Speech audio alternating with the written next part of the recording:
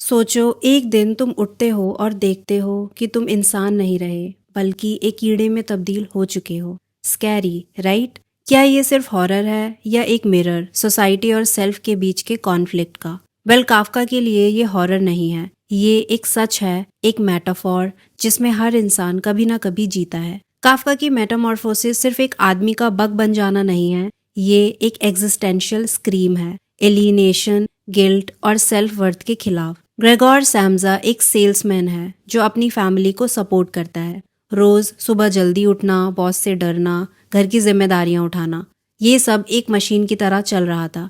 लेकिन एक दिन अचानक वो कीड़ा बन जाता है और अब सब लोग उसे इग्नोर करने लगते हैं। उसकी माँ शॉक में चली गई, बहन अवॉइड करने लगी एंड पिता, उन्होंने उस पर एप्पल फेंका। इस सब से ग्रेगोर रिकवर नहीं कर सका। लेकिन सोचो, क्या ग्रेगोर उस दिन कीड़ा बना या हमेशा से ही एक कीड़ा था एंड उसकी बॉडी अब रियलिटी को रिफ्लेक्ट कर रही थी? ये कहानी है डीह्यूमनाइजेशन की। सोसाइटी तुम्हें तब तक एक्सेप्ट करती है जब तक तुम उनके काम के हो। जैसे ही तुम फिजिकली और मेंटली थक जाते हो या लाइफ में कुछ और करना चाहते हो, लोग तुम्हें डिस्कार्ड कर देते हैं, उस पुराने फर्नीचर की तरह जो अब किसी काम का नहीं रहा। ग्रेगोर का रूम जो पहले उसका कंफर्ट जोन हुआ करता था, अब एक केज बन गया। ग्रेगोर का ट्रांसफॉर्मेशन एक मेटाफॉर है डिप्रेशन का, बर्नआउट का और उस फीलिंग का जब तुम अपने ही घर में मेहमान बन जाते हो। काफका पूछते हैं, तुम इंसान हो या सिर्फ एक रोल जो निभा रहे हो इस सोसाइटी में फिट होने के लिए?